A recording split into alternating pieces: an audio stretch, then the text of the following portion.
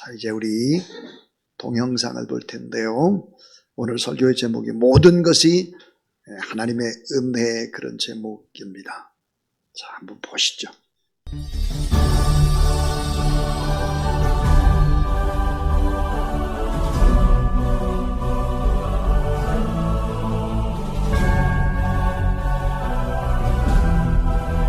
Put God first. Put God first in everything you do. Everything that you think you see in me, everything that I've accomplished, everything that you think I have, and I have a few things, everything that I have is by the grace of God. Understand that. It's a gift. 40 years ago, March 27th, 1975, it was 40 years ago, just this past March, I was flunking out of college. I had a 1.7 grade point average. I hope none of you can relate. I had a 1.7 grade point average. I was sitting in my mother's beauty shop. They still call it beauty shops now? What they call it now? And I'm looking in the mirror, and I see behind me this woman under the dryer. And every time she looked up, every time I looked up, she was looking at me, just looking me in the eye. And I didn't know who she was, and I said, she said, somebody give me a pen, give me a pencil, I have a prophecy. March 27, 1975, she said, boy, you are gonna travel the world and speak to millions of people. Now mind you, I flunked out of college. I'm thinking about joining the army. I didn't know what I was gonna do, and she's telling me I'm gonna travel the world and speak to millions of people. Well, I have traveled the world, and I have spoke to millions of people. I've been protected, I've been directed, I've been corrected. I've kept God in my life, and it's kept me humble. I didn't always stick with him, but he always stuck with me. So stick with him in everything you do. You put your slippers way under the bed tonight, so that when you wake up in the morning, you have to get on your knees to reach them. And while you're down there, say thank you for grace. Thank you for mercy. Thank you for understanding. Thank you for wisdom. Thank you for parents. Thank you for love. Thank you for kindness. Thank you for humility. Thank you for peace. Thank you for prosperity. Say thank you in advance for what's already yours. It's how I live my life. That's why I am, one of the reasons why I am today. Say thank you in advance for what is already yours.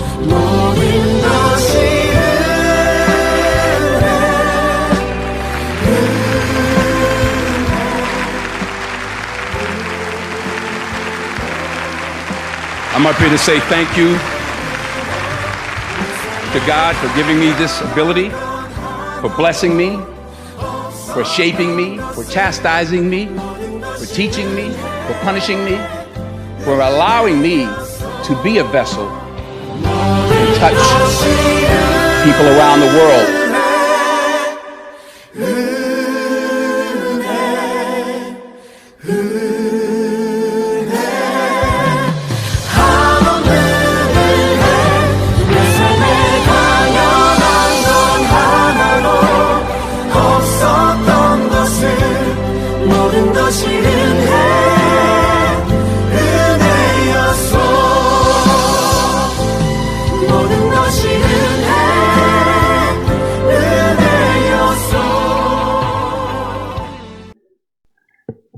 오늘 저는 모든 것이 다 하나님의 은혜의 그런 제목으로 하나님의 말씀을 증거하겠습니다.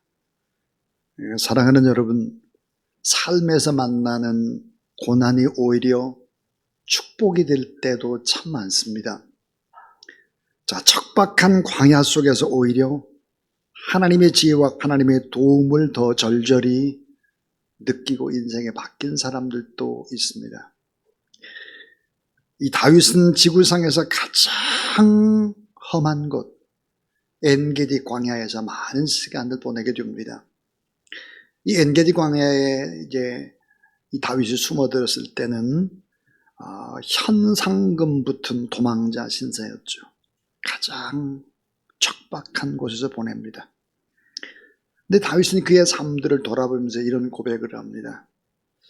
내 삶에서 가장 아름다운 곳, 그것은 광야였다라고 고백을 하죠. 광야는 즐길 만한 장소요, 사랑을 깊이 깊이 경험하는 장소요, 또 가장 좋은 것이요, 인생의 해답을 얻는 곳이다. 그래서 하나님을 만나서 성장하는 곳이다 그랬습니다. 그래서 시편 속에서 곳곳에서 하나님을 만나던 광야를 가리켜서 이 다윗은 피난처다 그렇게 고백을 합니다.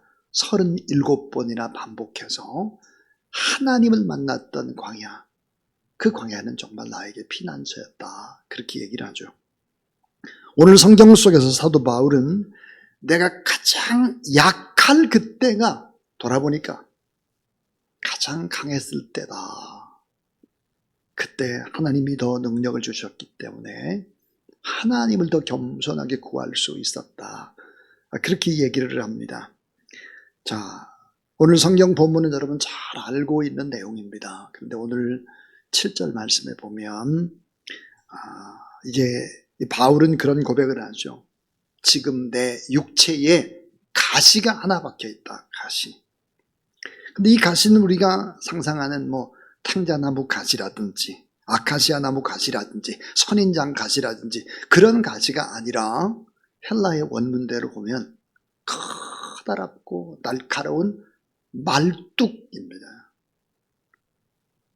당시에 범죄자들의 몸에 뾰족한 말뚝을 박아서 처형을 하곤 했는데 바로 오늘 성경에 나오는 이 가시는 그런 말뚝을 가리키고 있습니다. 얼마나 많이 힘들었는가를 짐작할 수 있죠. 바울은 말뚝이 자기 몸에 박히는 그런 극한 고통을 느끼고 있었습니다.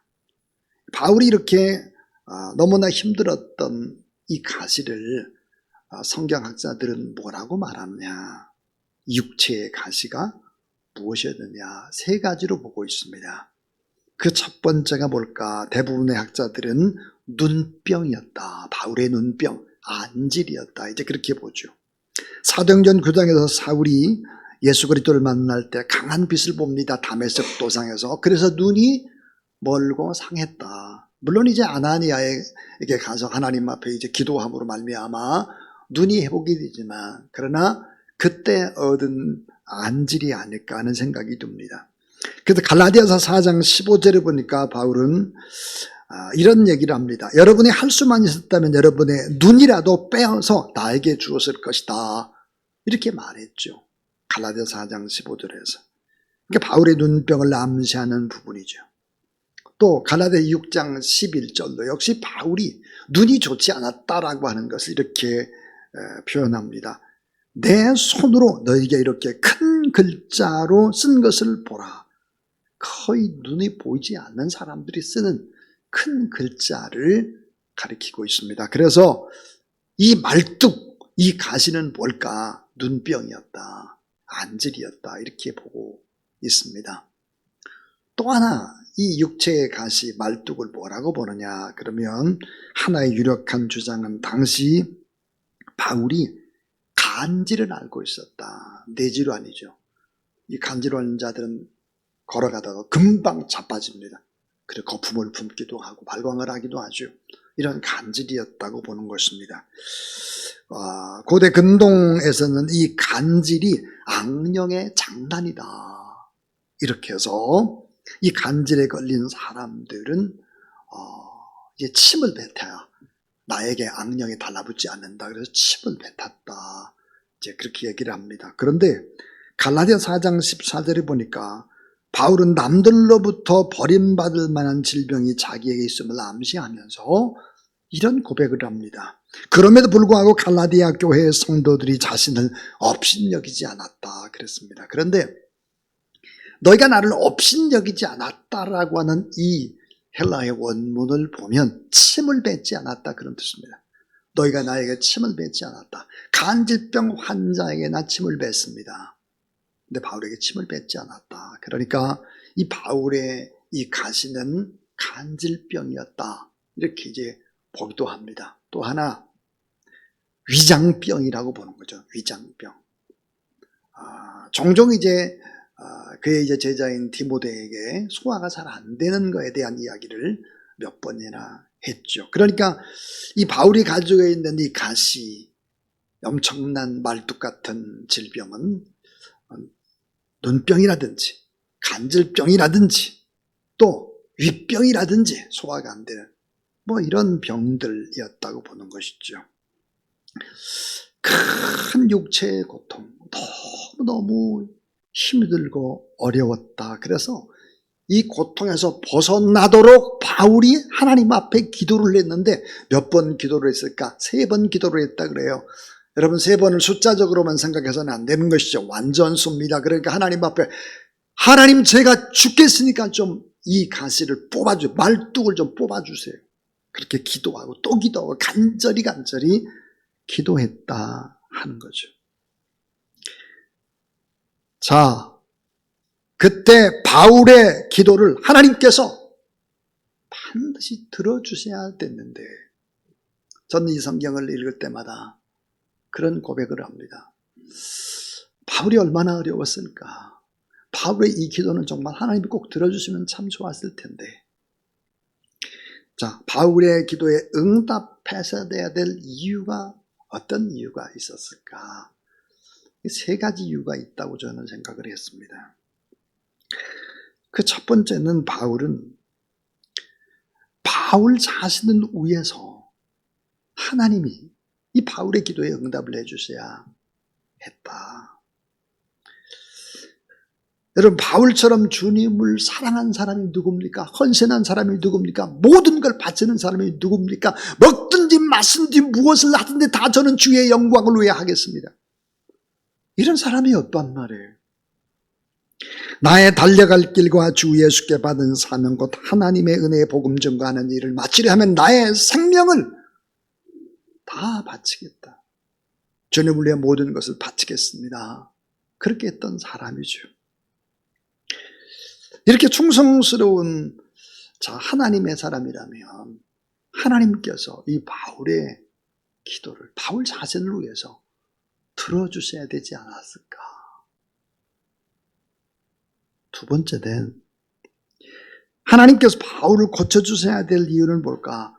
교회를 위해서입니다. 교회. 왜냐하면 바울이 1차, 2차, 3차 전도 여행을 통해서 얼마나 많은 교회를 개척했습니까? 큰 도시마다 많은 교회가 개척이 됐고 바울은 많은 사람들이 바라보는 모델인데요. 삶의 모델, 신앙의 모델입니다. 예수 그리스도를 가장 많이 닮은 헌신된 사람입니다. 그렇다면 교회가 여러분 바울을 바라보고 있기 때문에 바울이 아파서 만약에 간질병 걸리고 또 눈이 잘 안 보이고 그래도 소화도 못하고 이렇게 한다고 하면 성도들이 얼마나 힘들어할까 하는 것이죠. 여러분 바울은 기도할 때 수많은 병자들이 바울 때문에 고침을 받았습니다. 심지어는 바울이 쓰던 손수건에 손을 댄 사람까지도 치료를 받았다. 그렇게 얘기를 합니다. 그런데 자기 병은 못 고쳐요. 이렇게 될 경우에 교회에서 어떤 일들이 벌어질 것 같습니까? 남의 병은 잘 고치면서 자신 병은 못 고치네? 복음 전도에 여러분 문제가 생길 수 있지 않을까요? 하나님을 위해서 모든 것을 바친 결과가 기껏 이 정도라면 누가 하나님을 위해서 헌신할까? 교회를 생각해 보면 교회를 위해서 꼭 응답을 해주셔야 되지 않았을까? 또 하나 하나님이 응답 주셔야 될 이유, 그 세 번째는 하나님 자신을 위해서입니다. 자, 바울 같은 학자에게 성경을 읽고 글을 쓰는 것은 엄청난 일이죠. 여러분 신약 성경 27권 가운데 13권을 사도 바울이 썼으니까요. 하나님의 영광, 복음이란 뭘까? 하나님은 어떤 분일까? 이런 것들을 잘 써서 이런 것들을 전하는 바울이야말로 대학자 중에 학자인데 하나님을 위해서 바울의 이 기도를 들어주셔야 되지 않았겠나 하는 겁니다.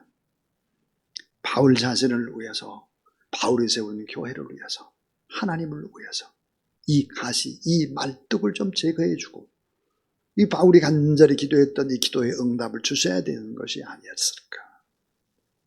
그러나 놀랍게도 하나님의 응답은 이런 응답이 왔습니다. 가시를 제거해 주지 않았습니다. 말뚝을 뽑아주지 않았죠. 그리고 하나님의 응답은 이런 응답이었습니다. 따라하세요. 약함이 영광이 된다. 예. 너의 약함이 영광이 되고 너의 약함이 축복이 되고 그 약함 때문에 기적이 일어난다. 그 약함 때문에 네가 나를 더 의지하고 네가 나의 도움을 갈망하고 네 안에 내가 일을 할 것이다. 내가 하는 것이 아니라. 자, 성경에 보니까 바울의 간절한 기도. 하나님은 한동안 응답을 해주시지 않고 침묵을 지키셨습니다. 이 침묵이 얼마나 계속되었는지는 모르겠습니다. 거듭되는 바울의 기도에 마침내 침묵 끝에 하나님이 대답을 주시기를 따라하세요. 내 은혜가 내게 족하도다. 내 능력은 약한 데서 완전하게 되는 것이다. 이런 응답이었습니다. 육체의 가시는 제거되지 않았습니다. 바울의 절박한 요구는 하나님 앞에 상달되지를 않았습니다. 하나님을 향해서 도움의 손길을 뻗었는데 하나님은 그의 빈 손을 채워주시지 않았습니다. 우린 이것을 어떻게 받아들여야 됐을까? 주님, 내게 이것이 필요합니다. 이거 응답 주시는 것이 하나님을 위해서도 꼭 필요한 일입니다. 왜 응답을 해주시지 않는 것입니까? 하나님이 살아계셔서 저와 함께하고 있다는 이 사실들을 많은 성도들이 봐야 더 나를 믿고 의지하고 따를 게 아닙니까? 바울이 이런 생각을 했을지도 모르겠습니다.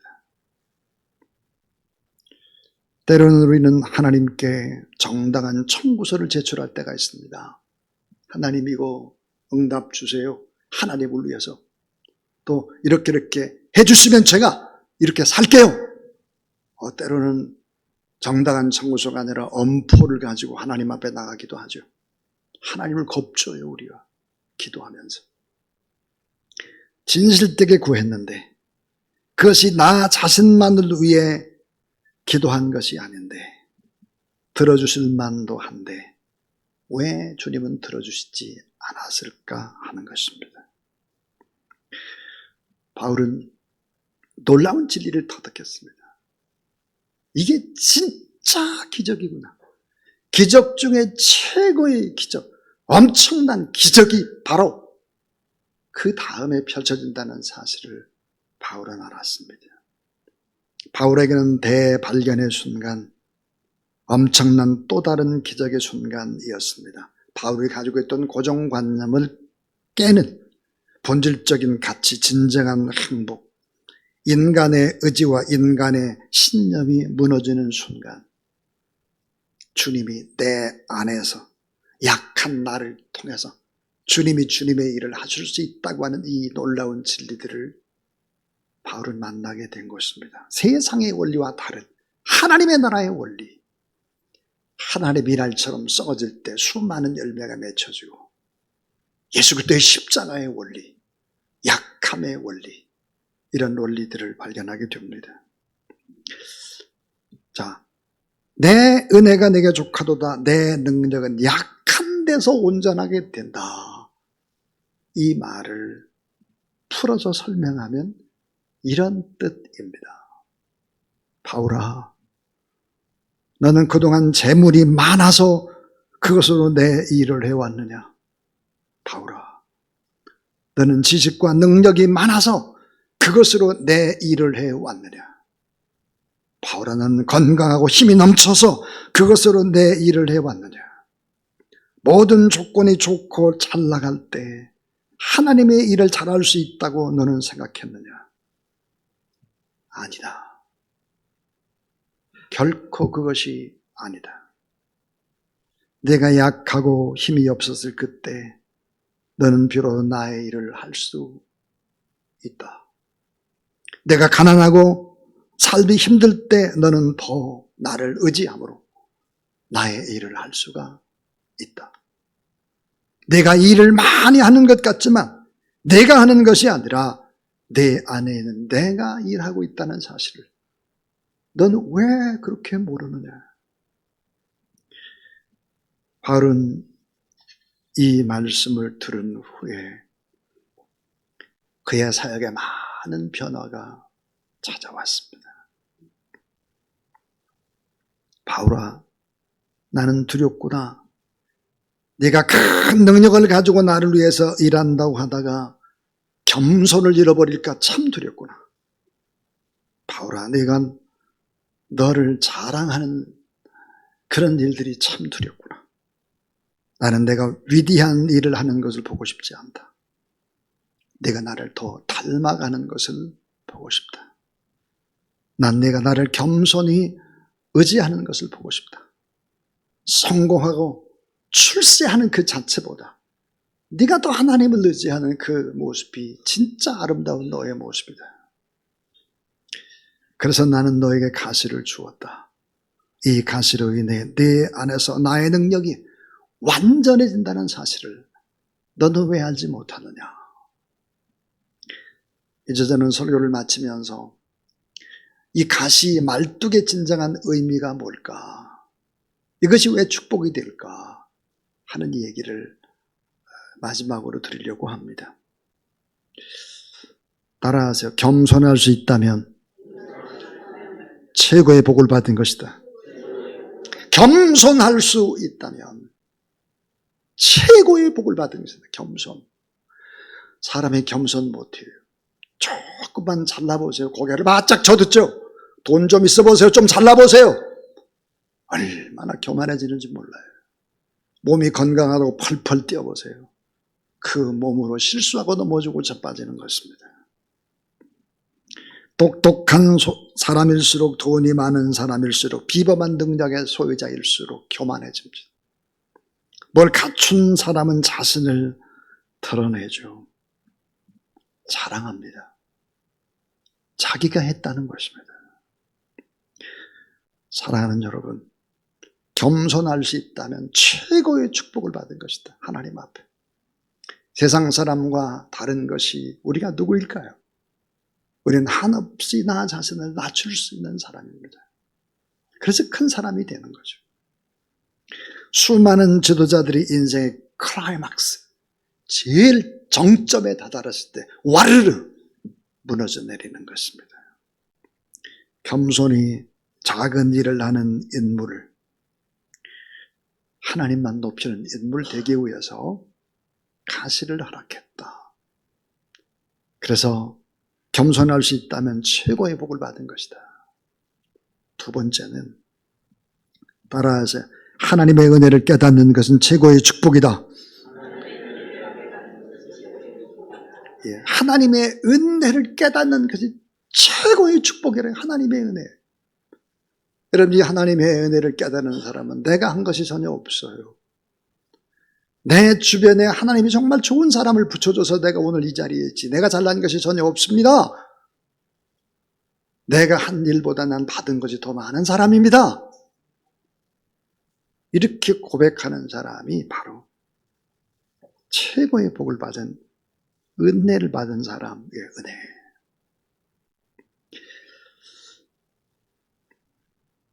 자, 우리 눈앞에는 보이지 않는 강이 하나 흐르고 있습니다. 겸손한 사람만이 그 강을 볼 수 있습니다.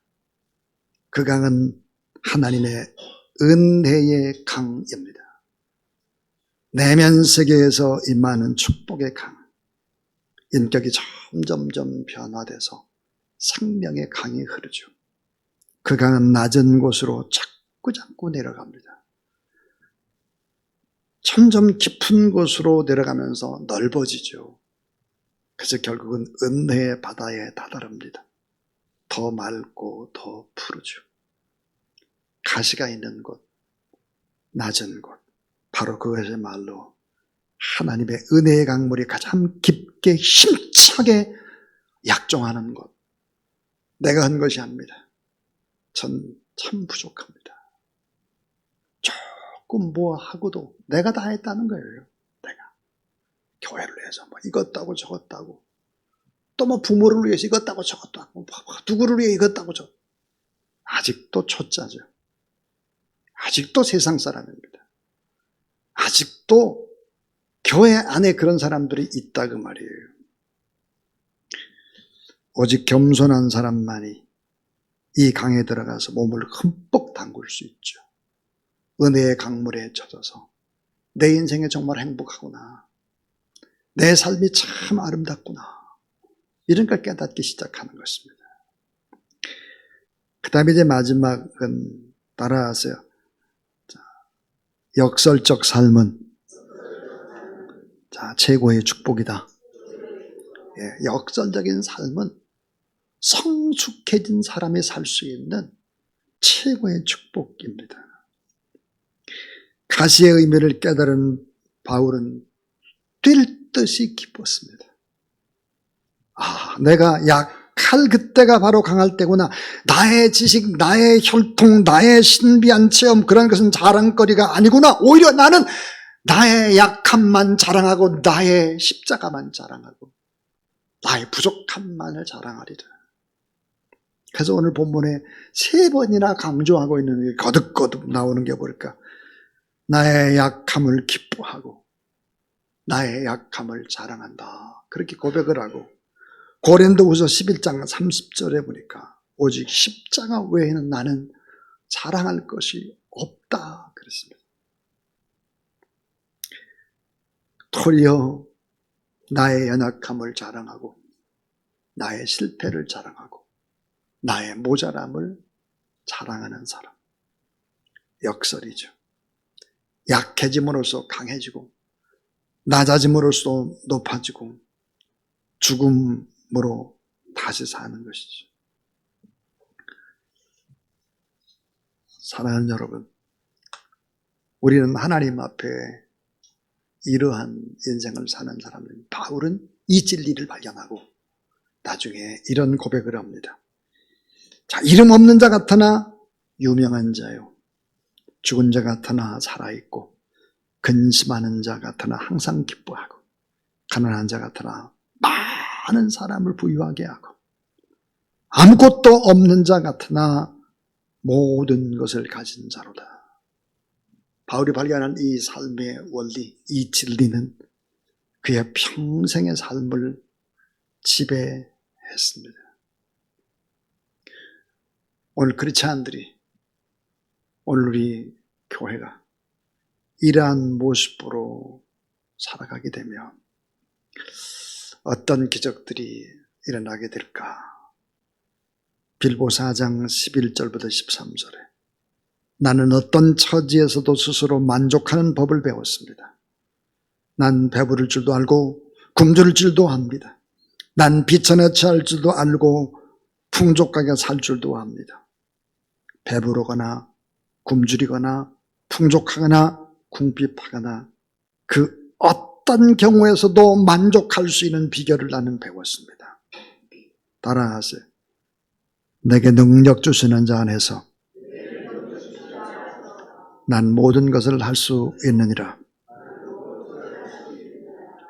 사랑하는 여러분, 이런 성숙된 크리스찬이 돼서 더 많은 사람들을 끌어안고 믿음의 거룩한 순례길을 다 함께 걸어갈 때 행복한 동행, 행복한 축복의 역사가 있게 되기를 주의 이름으로 축원합니다. 자, 이제 설교를 마치면서 한 4분 정도 되는 동영상 하나를 보도록 하겠습니다. 이분도 엄청 잘 나가는 하나님의 사람이었습니다. 보시죠.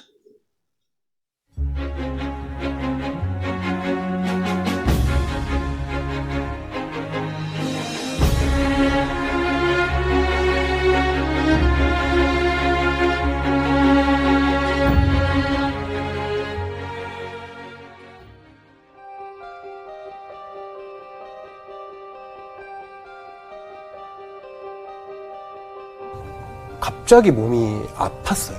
그러니까 되게 알 수 없는 아랫배의 어떤 통증이랑 그다음에 약간 회음부라 그래야 되나? 예, 예. 이 아래쪽에 네, 네. 그런 게 있어서 병원을 갔는데 네. 뭐 아무리 검사를 해도 뭐 원인이 없어요? 원인이 없는 거예요. 예. 근데 그때 완전히 몸이 무너지기 시작했어요. 예. 이명도 오고 그다음에 이게 우울증에 같이 왔어요. 잠을 못 자니까. 아, 그래요. 죽고 싶은 마음이 들었었어요. 너무 아팠어요? 내일이 오는 게 싫고 잠이 안 되니까 예. 내 힘으로 될 수 없는 뭔가가 내 처음으로. 인생에 처음으로 생겼어요. 예. 아, 뭔가 잘못됐다. 인생의 브레이크가 처음 걸렸어요. 근데 엄마가 딱 이제 보더니 흠칫 좀 놀라시는 거예요. 예. 그러더니 엄마가 이렇게 예배를 같이 드리자고 하시더라고요. 근데 엄마가 저 이렇게 놀 때도 맨날 기도했거든요. 새벽마다 저를 놓고 기도하는 걸 제가 알고 있었는데 처음 기도 첫 마디가 하나님 감사합니다 기도를 하시더라고요. 그래서 우리 아들을 그냥 내버려 두지 않고 이렇게 아프게 하셔서 다시 돌아오라고 얘기해 주셔서 감사드리면서 막 찬양을 둘이서 예배 드리는데 막 찬양을 엄청 드리는 거예요.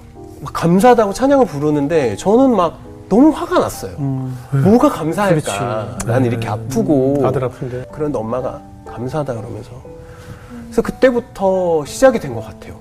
와, 이게 하나님인가 보다. 하나님이 나를 부르시는 건가? 이런 게 조금씩 이렇게 생각이 들었어요.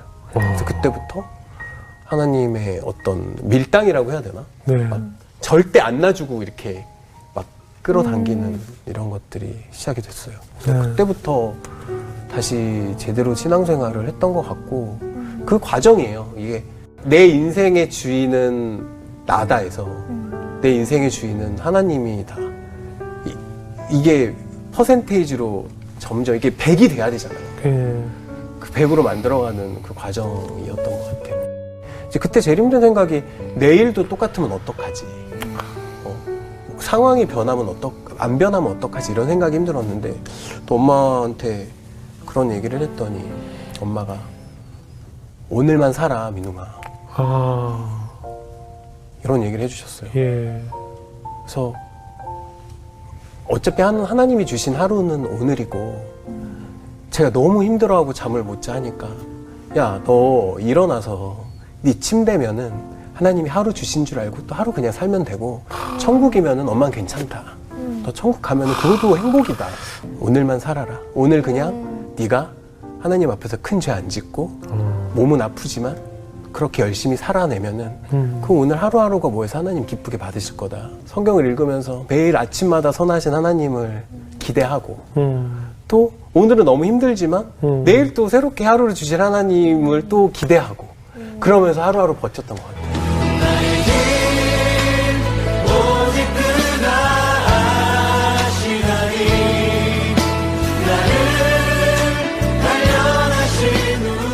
제가 만약에 그때 금방 났어요. 금방 또 그랬을 것 같아요. 정말 정확하게 이거 바울의 육체에 가실 비유가 딱 그러니까요. 맞네요, 정말.